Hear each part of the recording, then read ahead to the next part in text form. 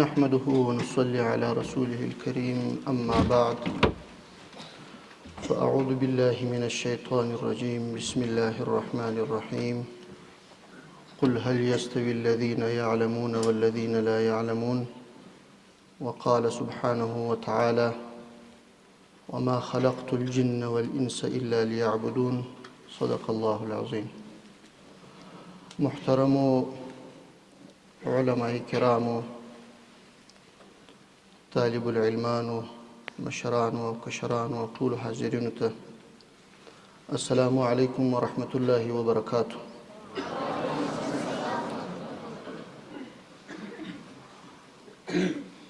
محترم مولوی صاحب عبدالله د دې مدرسې محتمم زموږ سره د ډېره وخته رابطه وه چې داسې یو زمینه مساعده سي چې پر دا طالب العلمانو باندې یو پوښتنه وکړو. چون مصروفیتونه او کارونه ډېر وي، خو نن الله جل جلاله موږ ته دا موقع مساعده کړه او دا د خوښۍ یو بابرکته مجلس چې نن موږ پکښې کې حاضر یو، الله جل جلاله مو په دې مجلس کې نصیب وکړي. محترمو طلبه کرامو، مناسبه خو دا نه وه چې موږ تاسو ته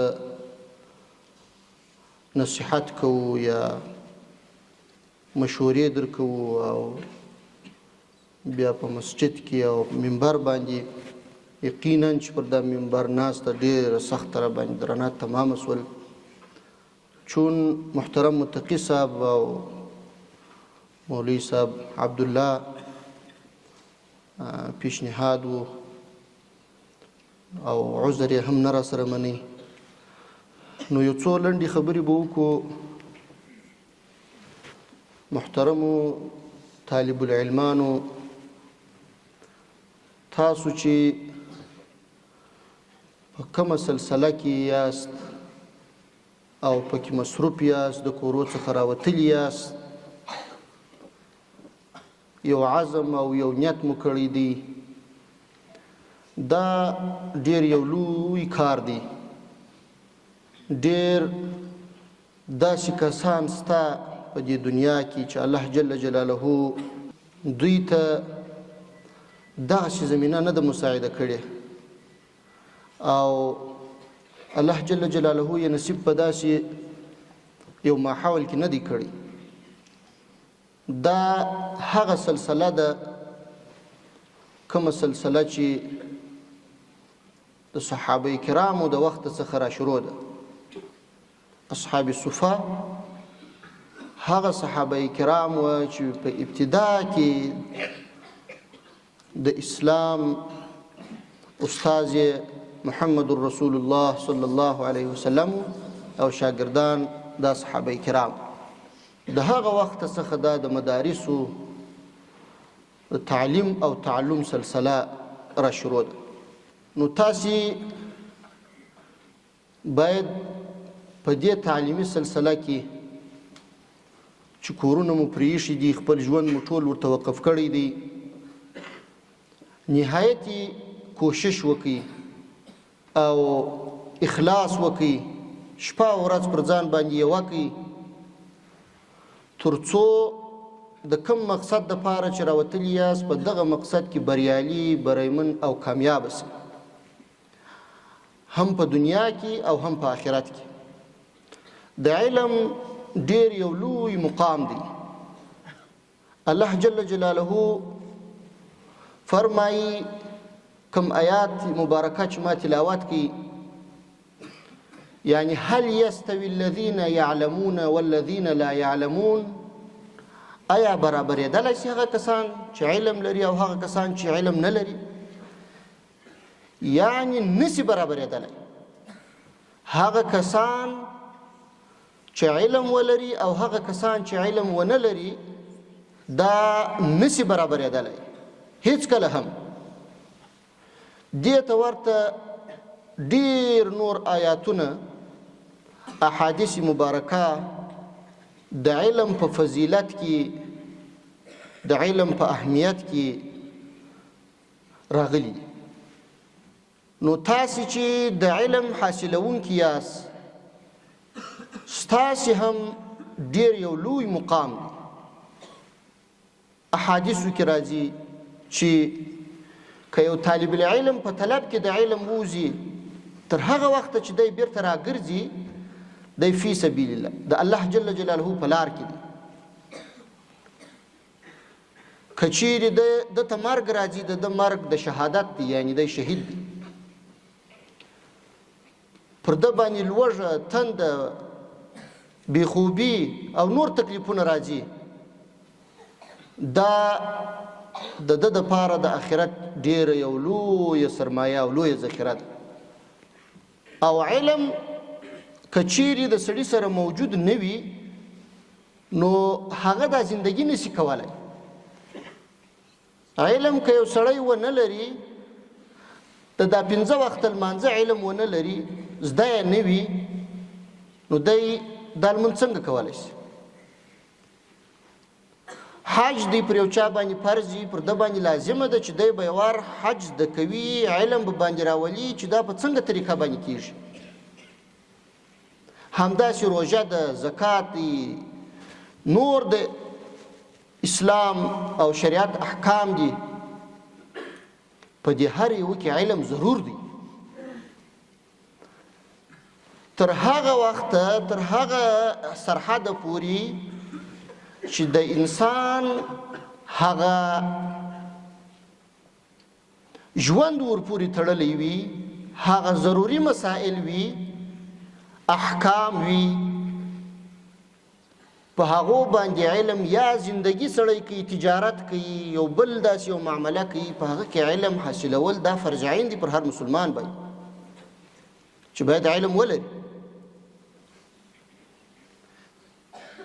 نو الله جل جلاله چې تاسو ته د ښه علم حاصلولو توفیق درکړي، او تر هغه وروسته دی بیا الله جل جلاله د دین د خدمت لکه څنګه چې اوس د علم د حاصلولو ښه زمینه درته مساعده کړې ده، بیا دی الله جل جلاله تاسو ته د علم د خدمت، د مسلمانانو د خدمت، د دې اسلامي نظام او د دې مسلمانانو د دې اسلامي هیواد افغانستان د خدمت ښه زمینه درته مساعده کړي او الله تعالی دې توفیق درکړي. ګورئ داسې زمینه چې تاسو ته نن د تعلیم مساعده ده، دا په دنیا کې کېدای شي ډېرو کمو خلکو ته حاصله وي. دا زمینه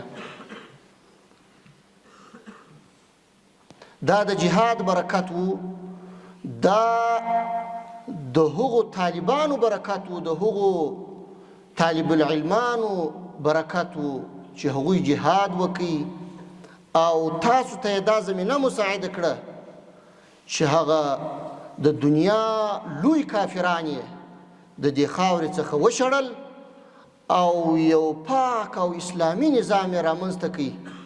تاسو ته یې ښه بستر هوسا بستر هوار کړي او اوس تاسو تعلیم حاصلوي، زده کړې کوئ.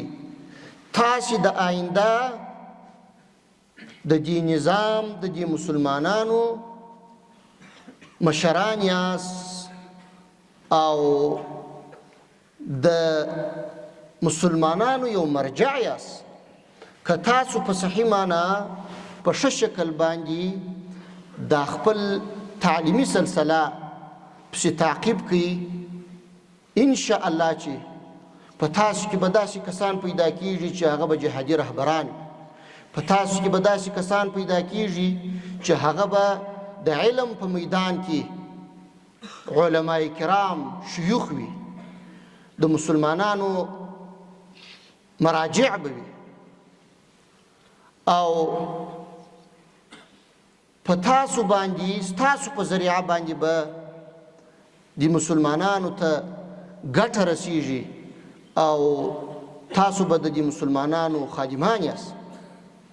نو په هر قیمت چې وي تاسو باید دې تعلیمي سلسلې ته دوام ورکړئ، په ښه اخلاص، په ښه متانت سره علم حاصل کړئ، تر څو په آینده کې بیا تاسو د دې علم په رڼا کې د دې مسلمانانو خدمت وکړي او الله جل جلاله ستاسو څخه لوی لوی خدمتونه واخلي.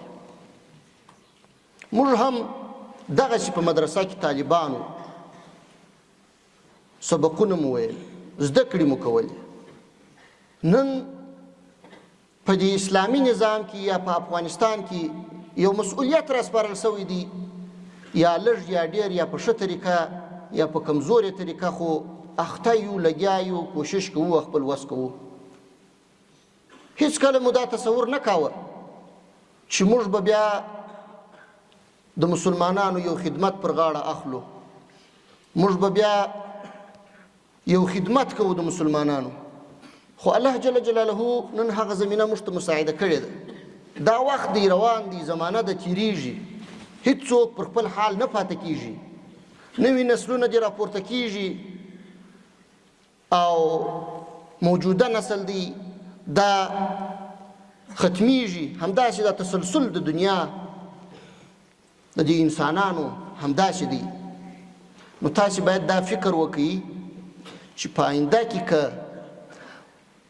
و هر میدان ته زه مخته کېږم، باید زه دا ظرفیت ولرم چې هغه میدان وګټم او په ښه طریقه یې کنټرول کړم. نیتونه به مو په دې کې یوازې او یوازې د الله جل جلاله رضا، د مسلمانانو او د دې اسلامي نظام خدمت وي. هیڅ کله به دا فکر نه کوئ چې په دې باندې به موږ دنیا حاصله کړو، په دې سره به موږ خپل شخصي ژوند برابر کړو.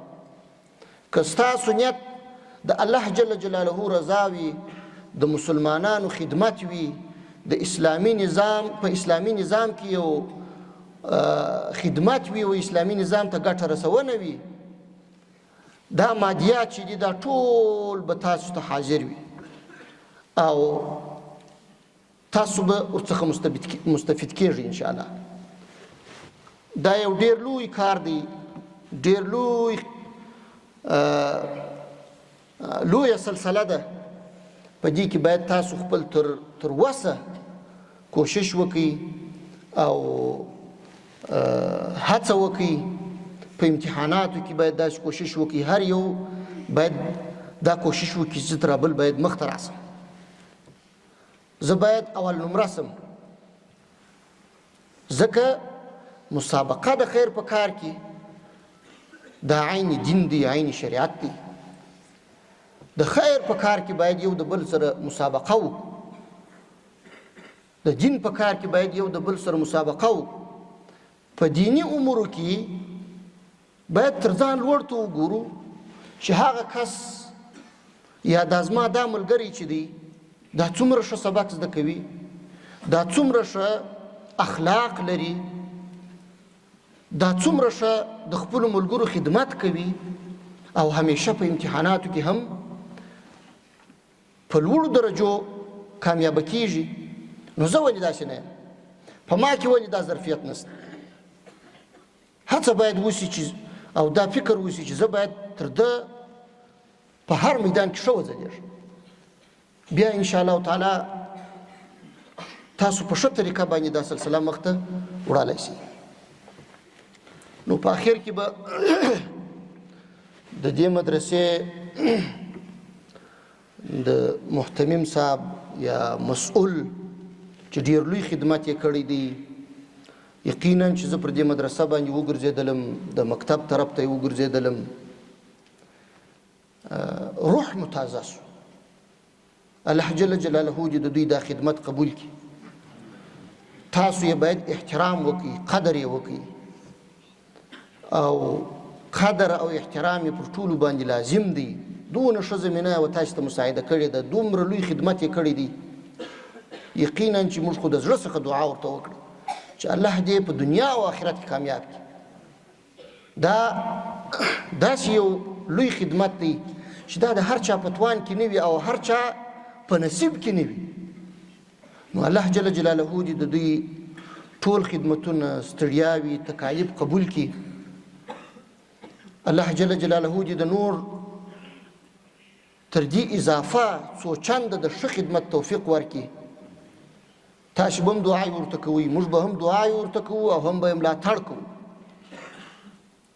انشاءالله چې بیا به دوی و دې خپلو کارو ته نور هم ښه متوجه تشویق کېږي به، او دا خدمت چې په کوم شکل یې اوس روان کړی دی نور به هم په ښه شوق باندې د ودې ورکولو هڅه کوي.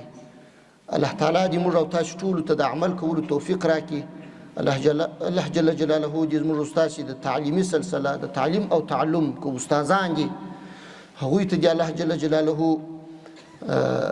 اجر ورکړي. الله جل جلاله دې د دوی ستړیاوې قبولې کړي. نور خبرې نه اوږدوم. الله تعالی مو په دنیا او آخرت کې سرلوړي او کامیابه ولره. السلام علیکم ورحمة الله وبرکاته. واخر دعوانا الحمد لله.